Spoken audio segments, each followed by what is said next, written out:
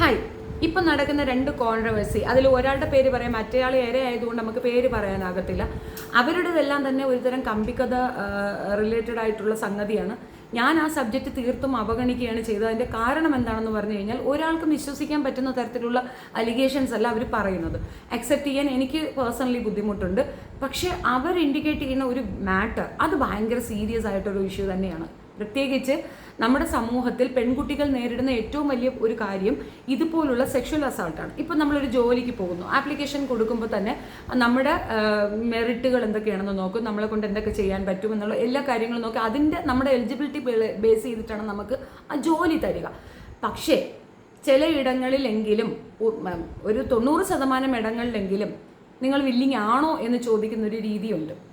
ചില പെൺകുട്ടികൾ ബോൾഡായിട്ട് ചെവിക്കലിനൊരെണ്ണം കൊടുത്തിട്ട് ഇറങ്ങി വരും, ആ ജോലി വേണ്ട എന്ന് വെക്കും. പക്ഷേ ഇറങ്ങി വരുമ്പോഴും ആ ബോൾഡ്നെസ് അവിടെ കാണിക്കുമ്പോഴും വീട്ടിൽ പട്ടിണിയാണെങ്കിൽ, ബുദ്ധിമുട്ടാണെങ്കിൽ, നിറഞ്ഞ കണ്ണോടെ തകർന്ന ഹൃദയത്തോടെ ഇറങ്ങി വരാൻ സാധിക്കുകയുള്ളൂ. അതുമാത്രമല്ല, അതിനേക്കാൾ ഭയാനകമായൊരു വേർഷൻ എന്താണെന്ന് അറിയാമോ? ഞാൻ പഠിച്ചത് വെറുതെയാണോ, എൻ്റെ എഡ്യൂക്കേഷൻ അല്ലെങ്കിൽ എൻ്റെ എബിലിറ്റി ഒന്നും അല്ലേ, ഞാൻ ഇതിന് മാത്രമുള്ളൊരു വസ്തുവാണോ എന്നൊരു തോന്നൽ നമ്മുടെ തലയിലേക്ക് വരുന്നുണ്ടല്ലോ. അത് ഒരു വ്യക്തി എന്ന നിലയിൽ ഏറ്റവും വേദനിപ്പിക്കുന്ന ഒരു കാര്യമാണ്. ഓരോ സ്ത്രീയും ഇത് അനുഭവിക്കുന്നുണ്ട്. ഇപ്പോൾ ബസ്സുകളിലായാലും, നമ്മൾ എവിടെയെങ്കിലും റെയിൽവേ സ്റ്റേഷനിൽ എവിടെയെങ്കിലും ബസ് കാത്ത് നിൽക്കുന്നിടത്തായാലും നമ്മളെ ഇതുപോലെ പറയുമ്പോൾ ഭയങ്കരമായ വേദന ഉണ്ടാകും. അതിൻ്റെ റീസൺ എന്താണെന്ന് പറഞ്ഞു കഴിഞ്ഞാൽ, ഒരു പെണ്ണ് എന്ന് പറഞ്ഞാൽ ഇതിന് മാത്രമുള്ളതാണ്. ഇപ്പം എത്ര പെൺകുട്ടികൾ ആണുങ്ങൾ നടന്നു പോകുമ്പോൾ അവിടെ വാടാ നമുക്കൊരു ഇതിന് പോകാമെന്ന് പറയുന്നുണ്ട്. അങ്ങനെ ഒരു പെണ്ണ് പറഞ്ഞാൽ ആ പെണ്ണിൻ്റെ വാല്യൂ എന്താണ്? ഈ അവസ്ഥ മാറണം എന്ന് നിങ്ങൾക്ക് ആഗ്രഹമില്ലേ? നിങ്ങളുടെ വീട്ടിൽ ഇപ്പം ഞാൻ ഈ വിഷയം എടുക്കാനുള്ള കാരണം എന്ന് പറഞ്ഞാൽ, ലൈഫ് ഓഫ് അനന്തു എന്ന് പറയുന്ന ഒരു ചാനലുണ്ട്, ഞാൻ അവൻ്റെ സബ്സ്ക്രൈബറാണ്. എനിക്ക് ആ കുട്ടിയുടെ ഇതൊക്കെ ഭയങ്കര ഇഷ്ടവുമാണ്. പക്ഷേ ഇന്ന് ആ പയ്യനെടുത്ത ഈ ഒരു സബ്ജക്റ്റ് ഒരിക്കലും ഉൾക്കൊള്ളാൻ പറ്റുന്ന ഒരു സാധനമല്ല. ഒരു പെൺകുട്ടിയുടെ പെയിൻഫുൾ ആയിട്ടുള്ള ഒരു കാര്യത്തിനെ വളരെ വൾഗറായി അവൻ അവതരിപ്പിച്ചു എന്നുള്ള. തമാശയൊക്കെ നല്ലതാണ്, പക്ഷെ അത് മറ്റുള്ളവരുടെ മൂക്കിൻ്റെ അറ്റത്തെത്തുമ്പോൾ ഭയങ്കര വേദന വരും. അത് മനസ്സിലാക്കാൻ ശ്രമിക്കുക.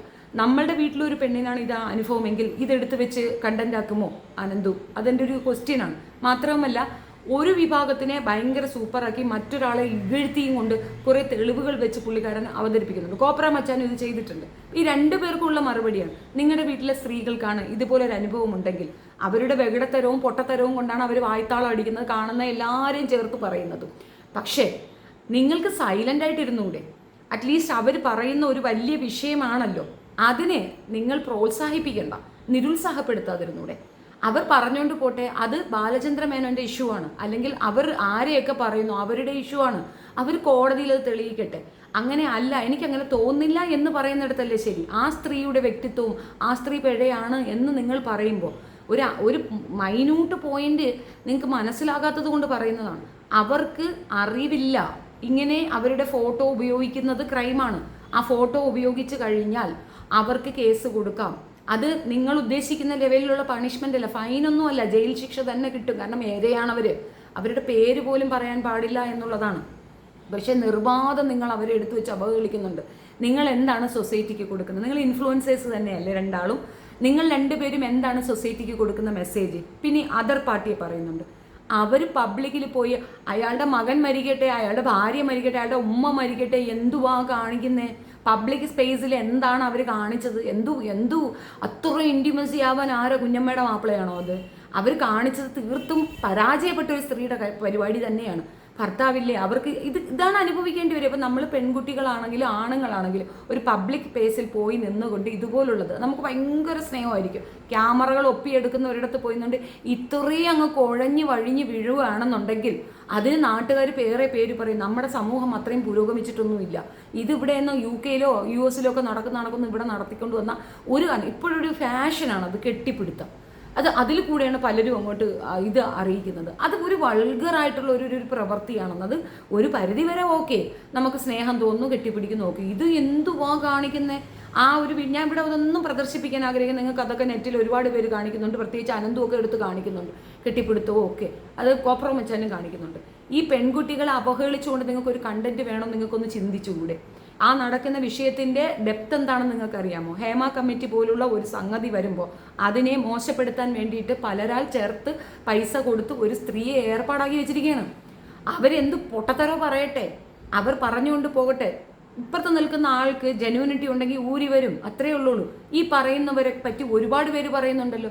ഇപ്പോൾ ജയസൂര്യയുടെ കാര്യം ഒത്തിരി പേര് പറയുന്നില്ലേ? ഒരാളാണോ പറഞ്ഞത്? എത്രയോ പേര് പറയുന്നുണ്ട്. പേഴ്സണലി എനിക്ക് ഈ അഭിപ്രായം ഉന്നയിച്ച ഒരുപാട് പെൺകുട്ടികൾ പലരെയും ഉടായ്പാണെന്നും വ്യക്തിപരമായിട്ട് എനിക്ക് അവരെ അറിയാം. പല രീതിയിലുള്ള ഉടായ്പകൾ അവരുടെ കയ്യിലുണ്ട് തന്നെ ഇരിക്കട്ടെ. പക്ഷെ അവർ കാണിച്ചു തന്ന ഒരു പോയിന്റ് തന്നെയല്ലേ. ഇപ്പം അവർ മൂലം ഇങ്ങനെയുള്ളവരുടെ ചെറിയ രീതിയിലെങ്കിൽ അവരുടെ മുഖം പുറത്തേക്ക് വരുമ്പോൾ ഇനി വരുന്ന പെൺകുട്ടികൾക്കുണ്ടാകുന്ന ബെനിഫിറ്റ് ഓർത്തു നോക്കൂ. ധൈര്യസമേതം പുറത്തേക്ക് വന്ന് പറയണം എന്ന് അവരിലൂടെ ഒരു സൊസൈറ്റിയിലേക്ക് ഒരു മെസ്സേജ് അല്ലേ ആ സ്ത്രീ കൊടുക്കുന്നത്. അതിനെ എതിർക്കാൻ ബീന ആന്റണിയുടെ ഭർത്താവിന് എന്ത് അധികാരം? സ്വന്തം ഭാര്യ കാണിച്ചതിനെ പറ്റി അഭിപ്രായം എന്താണെന്ന് ആളുകൾ ചോദിക്കത്തില്ലേ? തീർച്ചയായിട്ടും ഉണ്ടാവും. നിങ്ങൾ ഒരു വിഷയം അങ്ങോട്ട് ഉന്നയിക്കുമ്പോൾ നിങ്ങൾ ചെയ്തത് ചോദ്യം ചെയ്യപ്പെടും സൊസൈറ്റിയിൽ, 100%. അതിന് ഉത്തരം നിങ്ങളുടെ കയ്യിൽ ഉണ്ടാകണം. ഇല്ലാത്തവർ പൊത്തിക്കൊണ്ടിരിക്കണം. പിന്നെ ബീന ആന്റണി ഇരുന്ന് പറയണു ഞാൻ കേസ് കൊടുക്കും, മാനനഷ്ടത്തിന് കേസ് കൊടുക്കുന്നു. ഒരു വിഷയം പബ്ലിക്കിൽ കിടക്കുന്ന ഒരു മാറ്റർ എടുത്ത് വെച്ച് പറഞ്ഞു കഴിഞ്ഞാൽ ഒരു മാനനഷ്ടവും എടുക്കൂല. നിങ്ങൾ ഇട്ടിരിക്കുന്ന വീഡിയോ തന്നെയാണത്. അത് എനിക്ക് ഉൾക്കൊള്ളാൻ പറ്റിയില്ല, അതെൻ്റെ അഭിപ്രായ സ്വാതന്ത്ര്യമാണ്. അത് ആർക്കും പറയാം. അത് ആർക്കും എടുത്തു വെച്ചു, ഈ പറയുന്ന മറ്റേ ഇരയ്ക്കും എടുത്തു വെച്ച് പറയാം. പിന്നെ ഇര പബ്ലിഷ് ചെയ്യുന്ന കാര്യങ്ങൾ ഫേസ്ബുക്കിൽ ത്രൂ നിങ്ങൾ അവരുടെ ഫോളോവർ ലിസ്റ്റ് നോക്കുക. 400 above K ആയി. അവരുദ്ദേശിച്ചത് എന്താണോ അത് അവർ സാധിച്ചെടുത്തിട്ടുണ്ട്. അവർക്ക് പോപ്പുലർ ആവണം, അതവിടെ ഉണ്ട്. സ്ത്രീ വിമോചക എന്ന രീതിയിലാണ് അവർ അറിയപ്പെടുന്നത്. ഇപ്പോഴത്തെ കാലഘട്ടത്തിൽ ഈ സെക്സ് ചെയ്യുന്നത് ആണുങ്ങൾ ചെയ്യുമ്പോൾ ഓക്കെ, പെണ്ണുങ്ങൾ ചെയ്യുമ്പോൾ കുഴപ്പമെന്ന് പറയുന്നത് ഒരു പ്രത്യേകതര സംഗതിയാണ്. പിന്നെ ഇപ്പോഴും ഞാൻ പറയുന്നു, ഇര പറയുന്ന രീതിയിലുള്ള ഒരു തരം വൾഗർ സെക്സിനെയൊന്നും ഞാൻ മനസ്സിലാക്കിയിട്ടില്ല. എനിക്കത് വിശ്വസിക്കാൻ തന്നെ പ്രയാസമാണ്. രണ്ടാമത്തെ കാര്യം, അവർക്ക് ഇത്രയധികം ആൾക്കാരുമായിട്ട് ബന്ധമുണ്ടായി ഇത്രയധികം പേര് പീഡിപ്പിച്ചപ്പോഴും ഇപ്പോഴാണ് നാക്ക് തുറക്കാൻ പറ്റിയതെങ്കിൽ അതൊരു പ്രത്യേകതരം നാക്ക് തുറക്കലാണെന്നുള്ളതും എൻ്റെ ഭാഗം തന്നെയാണ്. പക്ഷെ സ്റ്റോപ്പ് ഇറ്റ് യാർ.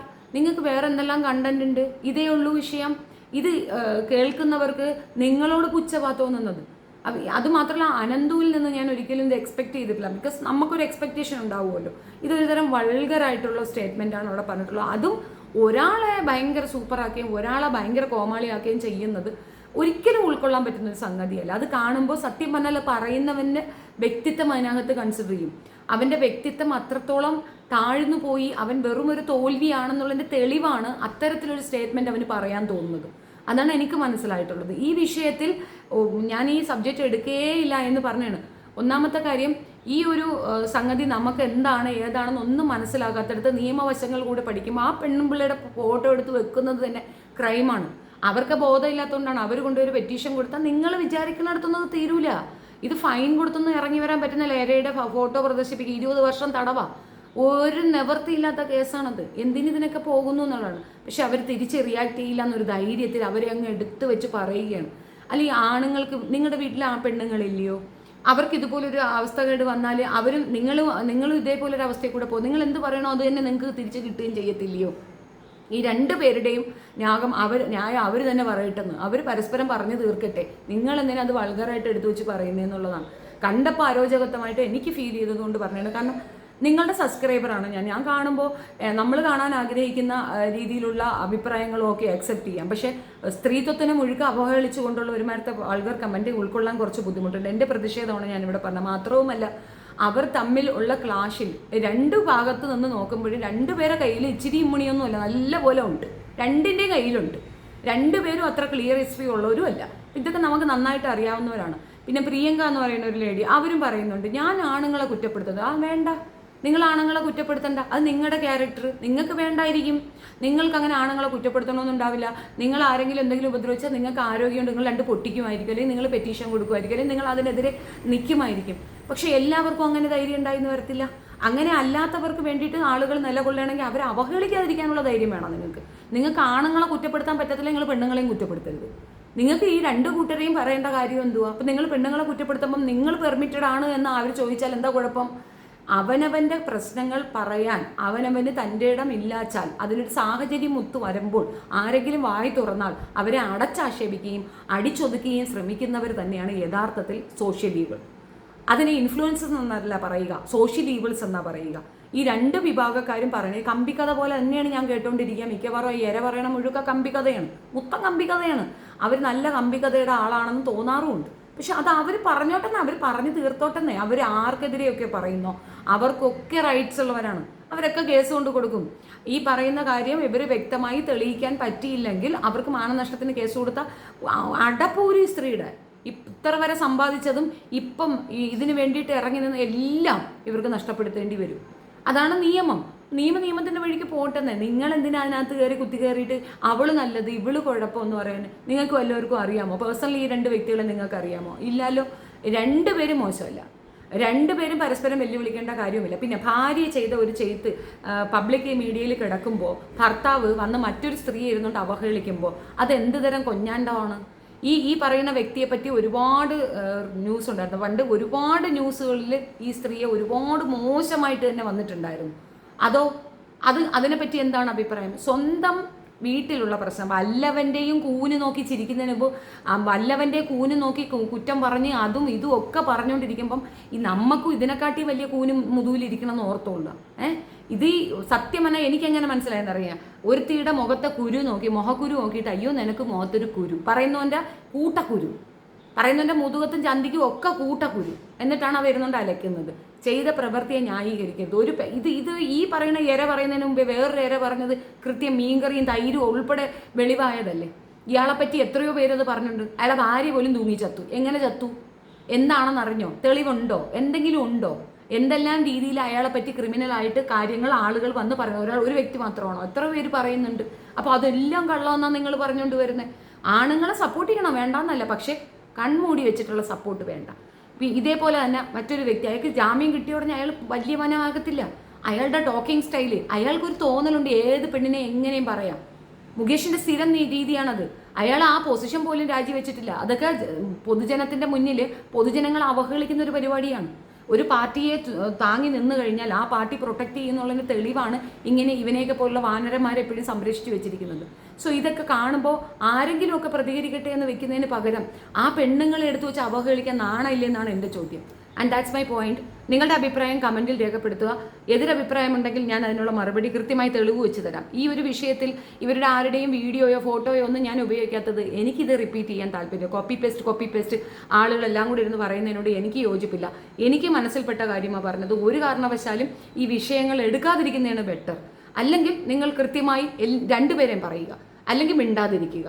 ഇത് ആവശ്യമായിട്ടുള്ള ഒരു അനിവാര്യമായിട്ടുള്ള വെളിപ്പെടുത്തലുകൾ തന്നെയാണ് നടക്കുന്നത്. തെറ്റ് ചെയ്യാത്തവർ വന്ന് അവരെ ഭാഗം ക്ലിയർ ചെയ്യട്ടെ. നിവിൻ പോളി വന്ന് പറഞ്ഞല്ലോ, തെളിയിക്കാൻ പറ്റുമോ? ഇല്ലല്ലോ. നിവിൻ പോളി എവിടെയെങ്കിലും വന്നിട്ട് നിവിൻ പോളിയുടെ ഭാര്യ വന്നിട്ട് പറഞ്ഞോളുടെ അപ്പനാണ് കുഴപ്പമൊന്നും പറഞ്ഞില്ലല്ലോ. തെളിവ് കൃത്യമായി അവൻ്റെ കൂട്ടുകാർ വന്ന് പറഞ്ഞപ്പോൾ തീർന്നു. അതുപോലെ യവന്മാരടുത്ത് കൊണ്ടുവയ്ക്കാൻ പറയും. അതല്ലേ ന്യായം? ഈ പറയുന്ന ദിവസം അവരെവിടെ ഉണ്ടായിരുന്നു? തെളിവ് വയ്ക്കാൻ പറയും. കോടതി നോക്കുക, തെളിവുകളാണ് മാൻ, അതിനകത്ത് തെളിവ് വേണം. പിന്നെ മാനനഷ്ട കേസിന് കേസ് കൊടുക്കുമെന്ന് പറഞ്ഞു കഴിഞ്ഞാൽ ആ സ്ത്രീയാണ് കേസ് കൊടുക്കേണ്ടത്. അവരെ പേരുപയോഗിക്കുകയും അവരെ അവഹേളിച്ച് പറയുകയും ചെയ്ത ഭർത്താവ് അകത്ത് പോകാതെ നോക്കാൻ പറയും. ഈ പറഞ്ഞ പ്രൊട്ടക്ട് ചെയ്ത ലേഡിയുടെ ഭർത്താവ് അകത്ത് പോകാതെ നോക്കിക്കോളാൻ പറയും. 20 വർഷം അതിനകത്ത് കിടന്ന് ഉണ്ട വെച്ച് പെണ്ണുങ്ങളെ പറഞ്ഞു കഴിഞ്ഞാൽ ആ സ്ത്രീക്ക് അറിയത്തില്ല. അതുകൊണ്ടാണ് ബോധമില്ല. അതിന് ബോധം ഉണ്ടെങ്കിൽ ഈ പറഞ്ഞോമാര് ഈ ഫോട്ടോ വെച്ചിട്ടിരുന്ന് ഇങ്ങനെ കിണിക്കിണിക്കിണിക്കിണെന്ന് തൊപ്പിയും വെച്ചിരുന്ന് കിണിക്കുന്നോമാർക്കെല്ലാം കിട്ടും പണി. അത് അവർക്ക് തരാൻ അറിഞ്ഞുകൂടാത്തത് കൊണ്ടാണ്. അവർ തന്നെങ്കിൽ നീയൊക്കെ പിന്നെ ഇതുപോലെ എടുത്തു വെച്ച് ഉണ്ടാക്കത്തില്ലായിരുന്നു. എനിക്ക് ആ സ്ത്രീയെ പേഴ്സണലി അറിയത്തില്ല. അവർ പറയുന്ന കാര്യങ്ങളിൽ വിശ്വാസവും ഇല്ല. പക്ഷേ എന്നിരുന്നാലും അവഹേളിക്കുന്നതിനൊരു പരിധിയുണ്ട് കേട്ടോ. ഈ ഒരു വിഷയത്തിൽ ഇനി ആരെങ്കിലും മുൻപോട്ട് വരണമെന്ന് വെച്ചാൽ നിന്റെയൊക്കെ അവഹേളനം കണ്ടാൽ അവിടെ വരത്തില്ല എന്നുള്ളതാണ്. അനുഭവിച്ച് നോക്കണം. പെണ്ണായി ഒരു ദിവസം ജീവിച്ചു നോക്കണം. അപ്പം മനസ്സിലാകും. റോഡിൽ ഇറങ്ങിയാൽ നല്ല ചരക്ക്, നല്ല സാധനം, നല്ല തഴപ്പും. ഒരു വീഡിയോ ഇടാൻ ഒക്കത്തില്ല, ഒരു ലൈവിൽ വന്നിരിക്കാൻ ഒക്കത്തില്ല. അപ്പോഴും വരും ചരക്ക്, നല്ലത് കളിക്കാൻ തരൂ. ഇതൊക്കെ എത്ര ദിവസം കേൾക്കണോടോ? നിങ്ങളുടെയൊക്കെ വീട്ടിലുള്ള ആരെങ്കിലും ഇതുപോലെ പറയുമ്പോൾ മാത്രമേ നിങ്ങൾക്ക് അതിൻ്റെ വിഷമം മനസ്സിലാവുള്ളൂ. സ്ത്രീകളെ അങ്ങ് എടുത്തു വെച്ച് എന്ത് പറഞ്ഞു കളയാന്നൊരു തോന്നൽ. നിയമം അത് നിഷ്കർഷിക്കുന്നുണ്ട് അത്തരം പറച്ചിലുകൾ പാടില്ല എന്ന്. അതെന്താ? ഞങ്ങൾക്ക് നിങ്ങളെ കാണുമ്പോഴത്തേക്ക് ഞാൻ നടക്കുന്നതിനെ പറ്റി ഓർമ്മ വരുന്നില്ലല്ലോ, അതിനെപ്പറ്റി ഞങ്ങൾ ചിന്തിക്കുന്നില്ലല്ലോ. അതെന്താ? പെണ്ണുങ്ങൾക്ക് എന്താ അങ്ങനെ പറയാൻ പറ്റത്തില്ല എന്നാണോ? അത് കൾച്ചറല്ലെന്നറിയാം, അത് സംസ്കാരമല്ലെന്ന് പെണ്ണുങ്ങൾക്കറിയാം. ആ സംസ്കാര ബോധമില്ലാത്ത നിങ്ങളുടെ ടീമുകളെയാണ് ആദ്യം വിലക്കേണ്ടത്. കുറേ മെയിൽ ഷോകൾ ഇറങ്ങിയിട്ടുണ്ട്. പെണ്ണുങ്ങളെ കാണുമ്പോൾ ഒരുതരം ഇളക്കാ വെച്ചെളുക്കും, ഒരുതരം തുള്ളിക്കളി.